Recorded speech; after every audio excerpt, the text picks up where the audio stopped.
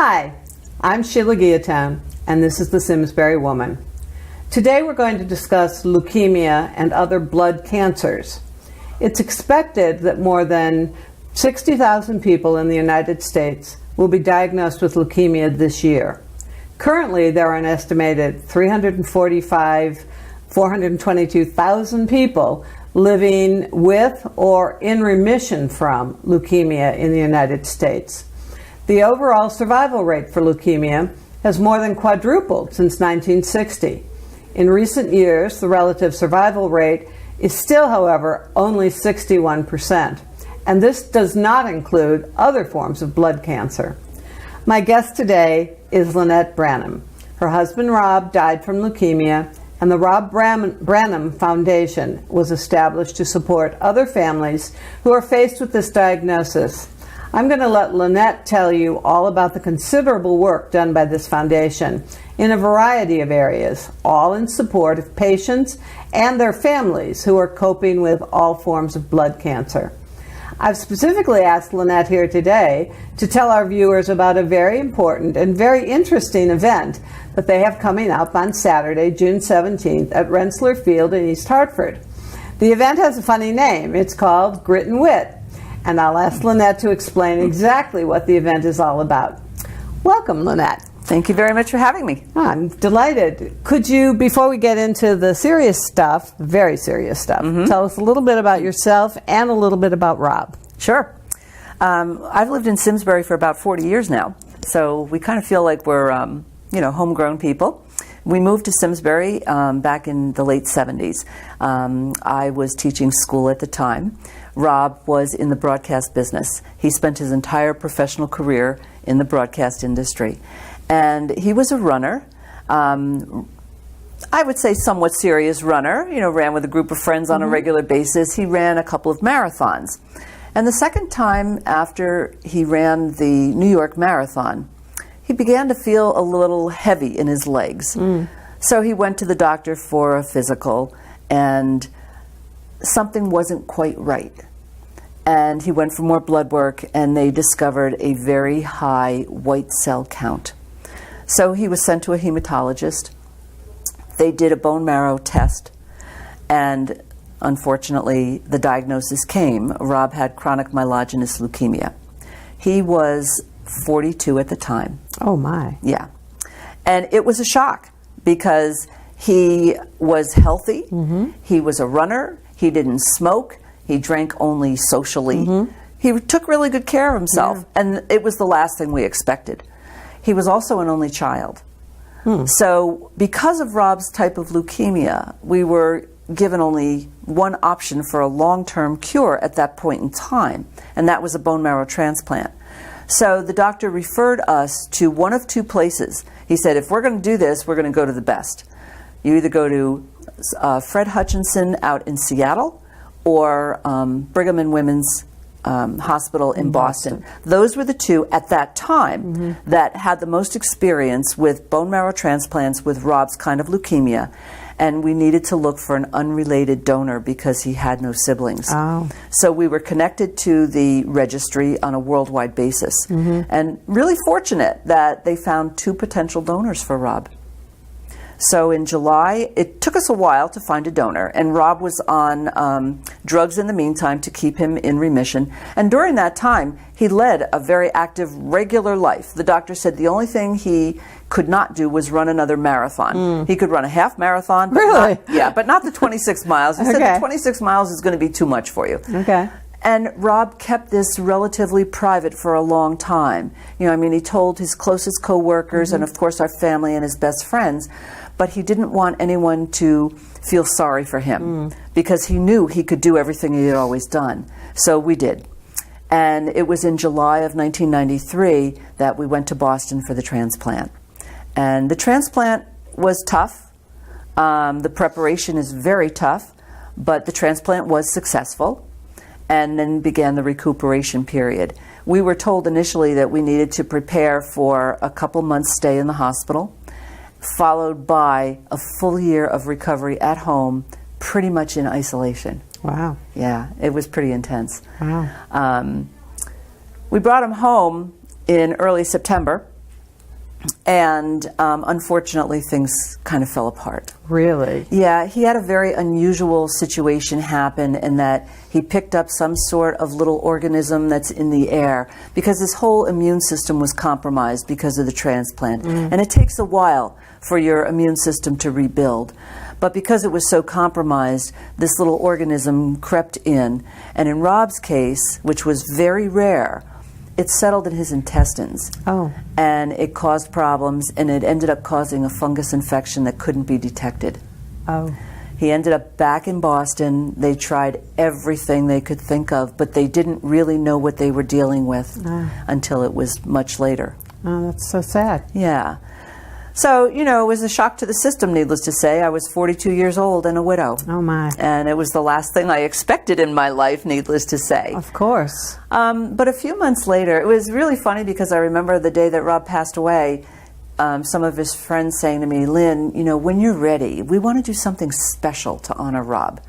So a few months later, I was ready to talk, about 4 or 5 months later. And we sat down and tried to decide what to do. Okay. You know, Rob loved doing volunteer work and charity work, and he had said that when he recuperated, he really wanted to get involved with the National Marrow Donor Program and more involved with Leukemia Society because we had already done some work with them. Okay. And so we decided that it was important to us to help get people entered into the National Registry because in Rob's view, if there was one person for whom there was no match, there were not enough people. Okay. So we decided to start a foundation, and that's what we did. Well, the foundation, which is the Rob Branham Foundation. Right.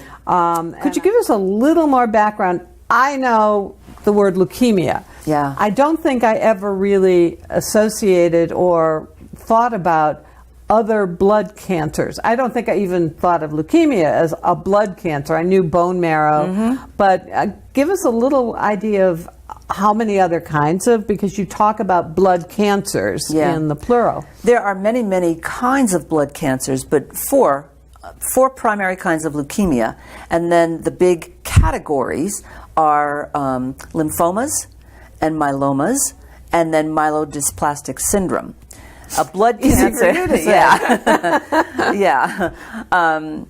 And the particular thing about a blood cancer is that it has to do with the blood system, you know, especially the red cells, and or it could be the white cells, you know, and so it becomes systemic. It's not like there's a tumor in one location. It's a systemic cancer, and because your blood constantly courses through your body, it is constantly running through your body. And so the eradication of it is a little bit different than it is with a tumor. You know, a tumor you can operate, or chemotherapy has become, you know, very successful. And chemotherapy is successful with blood cancers, but it depends on the kind of blood cancer you have. In Rob's case, there was a chromosome factor involved. And because of that, chemotherapy couldn't work with that at that time. Now, again, treatment has advanced so much that now there are chemotherapies that work for Rob's cancer. Okay. But there was nothing at the time. And so at the time, a bone marrow transplant was the only option. Okay. And that meant eliminating his immune system completely and killing off everything in it, and then retransplanting him with a new type of new blood is what it amounts to. Wow. And the ability of the marrow to recreate that into a whole new system. Okay, so hence the isolation, because you have no immune system whatsoever, so you're completely incapable of fighting off any sort of disease or anything that comes around. A common cold can be fatal. Yeah. You know, it's an interesting process to go through. It was tough at the time. But again, because now things have changed so much, you know, advances in chemotherapy, immunotherapy have come so far that there's a greater success rate in dealing with all of the blood cancers. Now, not everybody is cured, but people at least are able to live, in many, many cases, a much more productive life, which is really important. You know, we know people, we have families we've worked with who have been able to continue to work and do almost everything else they've always done, which means then that they're not on disability, they're not on Medicare, they're a productive member of society, they're able to pay their bills.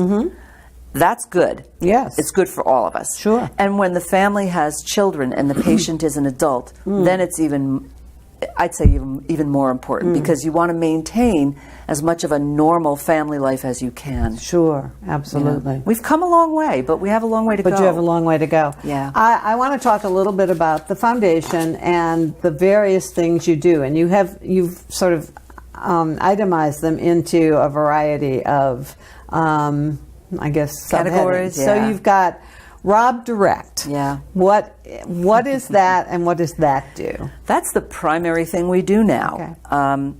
It's a program through which families who are in dire financial need can apply for direct financial assistance to pay their monthly and daily living expenses. What happens is this. When the patient especially is an adult, it's serious. But even when the patient is a child. So children get leukemia? Absolutely. Oh. Absolutely. And another thing I didn't think of. They get to the point where the patient needs so much care that somebody in the family can't work anymore. Especially if it's a child. A parent needs to be with the child, especially if the child is in the hospital for any length of time. And then there's all sorts of treatment at home, follow-up care, and so on. So when somebody has to stop working, we found they run out of paid sick time very quickly. Oh, sure. They run out of vacation time very quickly. Family you're talking about years here. Absolutely. It could be. Yeah. Family Medical Leave Act is unpaid time off from work. They run through their savings to cover their mortgage or their rent and to put groceries on the table and all those kinds of things. And they often get to the point where they have such a significant loss of income and the bills stop piling up, they can't pay their rent or their mortgage. They can't pay their utility bills. They're having a hard time, putting food on the table, buying clothing for their children, paying their phone bill. And they often have to still pay health insurance costs and medical copays. Now, the interesting thing about the medical copays is that in many cases, part of the treatment involves medicine that has to be purchased, at the pharmacy and brought home. It's prescribed and brought home and administered at home, but you have to pay for it in order to pick it up. Families are often torn between, what do I pay for? Oh. The medicine, or do I pay the electric bill? Well, guess what? This is going to have to sit. And those start to pile up. But then your creditors, they want to be paid. Oh. So the family becomes just lost. Yeah. So they can go to their hospital social workers, and we have a relationship with certain hospitals around the state, and we work with them. And the hospital social workers know that we want the neediest families they have, because the last thing we want is for a family to face eviction, which we have had. Really? Oh, yeah. Or having their electricity cut off, which we have had. We don't want them to have to face that. The stress and the strain of just dealing with the disease and the treatment is enough. It's hard. Yeah. And you have to focus on feeling better and trying to get well and trying to focus on your children or the rest of your family at the same time. It's very draining on everybody. So if we can help to ease the financial stress a little bit, that makes a difference to people. Okay. So they apply. We review every case individually. Okay. And we try and determine, especially if the patient is an adult, have they applied for disability? If not, how long will it be before they're eligible? One thing that a lot of people don't understand is that you have to be out of work for 6 full months before you're eligible. Then you can apply. And the disability website even says most people are rejected the first time they apply. So then they have to appeal, which takes more time. Sure. And the length of time that they go on with a significantly reduced income gets longer. So they fall further and further behind. Now, I mean, I owned a health insurance agency. How does insurance figure into this? You're going to have people who are diagnosed with this disease who have probably group insurance through an employer. That's for health care. Yeah. But it's not for your basic monthly No, I know, but I'm just expenses. wondering, where does health insurance figure? Right. Do they pull the that's a pre-existing condition? Well, that can't happen. Condition that can happen for individuals, but I'm thinking, well, that's an experimental. That's another excuse that I've heard a lot. Right. How much aggravation do you get even if you have insurance? You can get a lot of pushback. Okay. You can get a lot of pushback about treatment if it's something that's new. Them saying, well, it's an experimental treatment, therefore it's not covered. And doctors are often fabulous about helping people to navigate through that, as are hospitals. But again, there are always medical copays. And if the person... we used to have limitations. There used to be, exactly limits. And if the patient needs to pay part of the cost of the health insurance premium itself, that's essential to keep going. Of exactly. Course, yeah. Exactly. We have had families that have been released from their jobs because they couldn't work anymore. Right. And then they have to pay COBRA, right, which they can't afford because it's more expensive than the premiums. Right, and they apply for Medicare, but it takes a while to, for all that paperwork to be done. Right. So the family ends up in real financial distress. Sure. It's very easy for that to happen. Many of us don't realize how fortunate we are, Yeah. And if the patient is a single parent, it's even more difficult. Yeah. Even more difficult. Right. What would you do if you were the single parent of a young child? Right. Right. And you have to care for your child. Sure. Your child comes first. So, there are not a lot of places for families to turn. Okay. There are other organizations that help to and pitch in to help families in various ways. And everybody has their area of interest and their parameters, So, again, the family can apply, to us. Okay. And we look at every case individually and try and get them to the point where they're going to be a little more financially stable. Right. Okay, so now you've got Rob Right Now. Rob Right Now is a subsidiary yes. of Rob Direct, okay, which is another type of program. That is an extreme emergency. We need something right now, like today. Okay. We don't have a couple of weeks to get the referral and get the paperwork in because something dire has happened. Okay. We do have a cap on that. Okay. But a family can, again, apply. I usually talk with the family on an emergency basis. They show me what the situation is, and that decision is made very rapidly, within 24 hours, if not 12 hours. Okay, so your example before of do I get my prescription or pay the utility bill, right, would be sort of. For example, I can give you another one Yeah. of a situation that happened where we were referred, a family was referred to us, and I met with the gentleman in the family, and he said, here's our situation. He said, we have $16 in the checking account and we have no groceries. Oh. That's a no-brainer. That is a no-brainer for us. Yeah. Okay.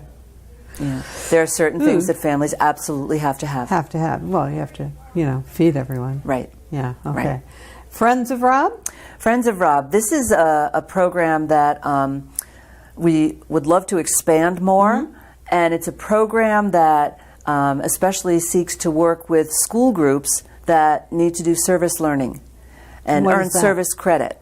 Many high schools, especially now, require their students, in order to graduate, to earn service credits, which means they have to do community service projects. I didn't know that. That's a very good idea. It is. And we haven't been really active with that program for a while, as we've been working on other things, but we do want to pick it up again and expand it, and especially since the interest in service learning has become more great. Okay. And we will work with a student or a group of students to put together a service project that will help to benefit our families. Okay. In one way or another. It might be a fundraiser. I was going to say, like, what kind of things would kids do? Yeah. I think that's a brilliant idea, Yeah, but they I'm can not quite sure what they hold do. fundraising events, Okay. which is a big one. They can do something in support of a particular family.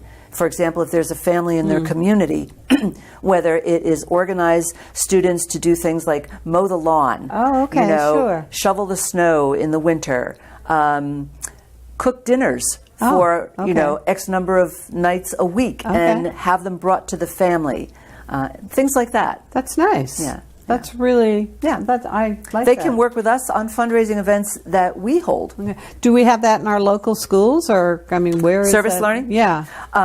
Yeah, in many, many of our schools now, Okay. as I said, students are required, in order to graduate from college, to earn a certain number of service hours by doing some sort of a community Some project. sort of community. Yeah. I like that. I think that's a very good idea. Well, the interesting thing from our perspective is that students learn the importance of giving back, and they come to really enjoy doing some sort of volunteering. I think if you get in the habit of it when you're younger, it becomes part of Right.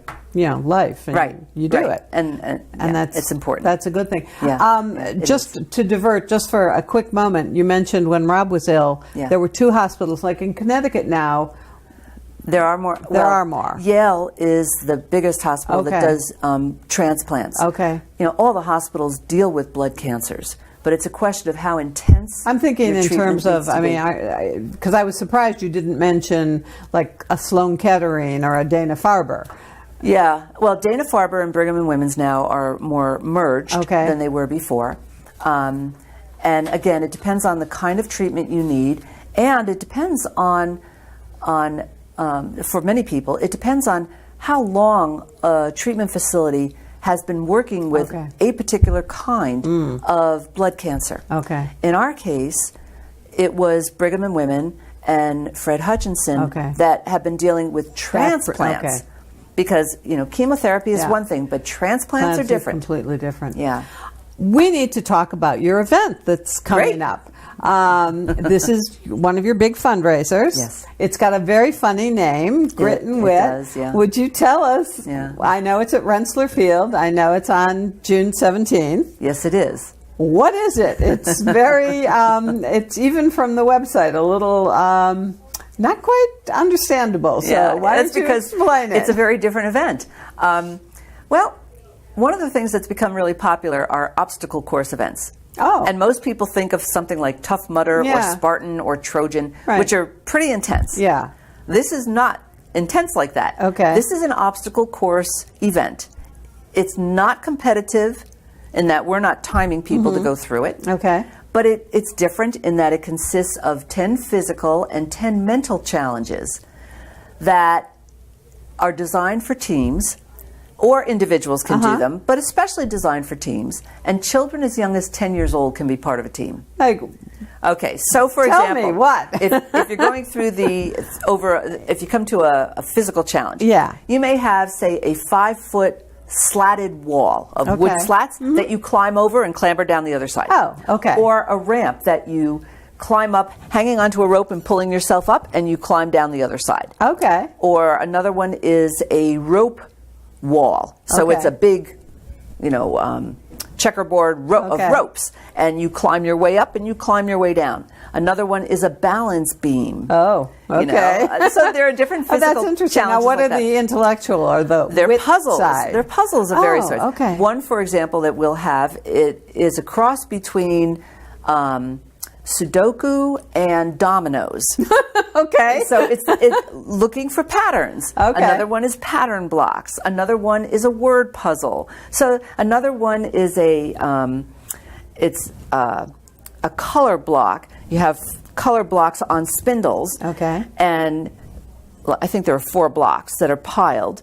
And there are different colors on the blocks, and you have to line them up a certain way. Okay. So those kinds of things that are fun, but a little challenging. Well, tell us, I know it's at Rensselaer Field. Yes. Tell us the cost and how you get involved with, you just show up at Rensselaer Field? Is that what happens? We love it when people register in advance. Okay. They can go to our website, robsfoundation.org, and register there. Okay. Or they can go to wit.com, and our event is listed on the right-hand side, and they can register there. Okay, I just want to tell our viewers that we are going to drop into this program the website that Lynn's talking about. So our event is set over a 1.5-mile course, and you can walk it, you can run it, whatever, and you can go through it more than once if you want to. Okay. And just have fun with it. We encourage people to come in teams because that really makes it a lot more fun. So the cost depends on how big your team is. And up until June 1st, the cost is The base cost is $45 for an individual, but then it goes down with every team member that you bring. Oh, okay. Because it is a fundraising event. Yes. We also will have Tim Lammers as one of our hosts from Fox 61. Okay. And he'll be playing trivia games with people. Okay. Well, because it's the day before Father's Day. Oh, okay. Every team that brings at least one dad, they can register their dad who's there in a special drawing for dad prizes. Oh, nice. Yeah. That's really very nice. And there'll be food trucks and all kinds of other things. So it's a fun day. People choose their starting time when they register. So they can come, they can register from any time between 9 and 2. Okay. And they just go on the website and they choose their starting time. And if they show up within half an hour of after their starting time, they're good to go. Okay. Yeah. It's a really fun event. It's very different. Yeah. It is very different. And it's not because I know you've had races in the past. We did. We used to always do a road run, but we wanted to do something a little different this time. And this is our first time doing Grit and Wit. Okay. But the other thing I really like about Grit and Wit is that they're a local company. Okay. And they're great to work with. Great. And they constantly change out their challenges. Okay. So when we come back and do it next year, it'll be a little different next year. Okay. But it is a fun event. It's a real family-oriented event. Great. Well, it sounds really fun. It is fun. Yeah. It is fun. I'm afraid, as usual, we have used up all of our time, and we've barely gotten talking about what was important. Before we go, however, I would like to say a few words about a very uncertain topic, and that is the future of healthcare, and particularly the needs of people who've been crushed by a diagnosis like a blood cancer. Unfortunately, we have no idea what's going to happen to healthcare in the United States in the future. Medicare patients are especially vulnerable. Medicare Part D is supposed to help seniors manage the cost of their prescriptions. But too many of the seniors on Medicare who have life-threatening conditions like cancer, HIV, rheumatoid arthritis, multiple sclerosis, any number of them, are going to be facing extreme copays because of the medication which falls into the specialty tier. Lynn alluded to that with some of her stories. We know that the mortality rates and the number of patients in remission has been declining, but it's also no secret that cancer research is critical for developing new treatments and saving more patients' lives. Accounting for inflation, federal funding has dropped 24% since 2003. Now the White House is proposing an additional cut to the National Institutes of Health of $1.2 billion, and that is primarily targeting research programs. The unknown is becoming a real concern for patients, especially patients with blood cancer, because even a short gap in treatment can have disastrous consequences. Given the precarious future of healthcare, I think it's especially important that private organizations like the Rob Branham Foundation receive as much support as possible from all of us. I hope our viewers will support the Grit and Wit event on June 17th. Bring your friends and families and enjoy what sounds like a fun day, and at the same time support the efforts of the foundation to be a source of strength for patients and their families who are currently suffering from these dreadful diseases. Thank you all, and I wish our viewers a very healthy day. Thank you, Lynn. Thanks for having me. You're welcome.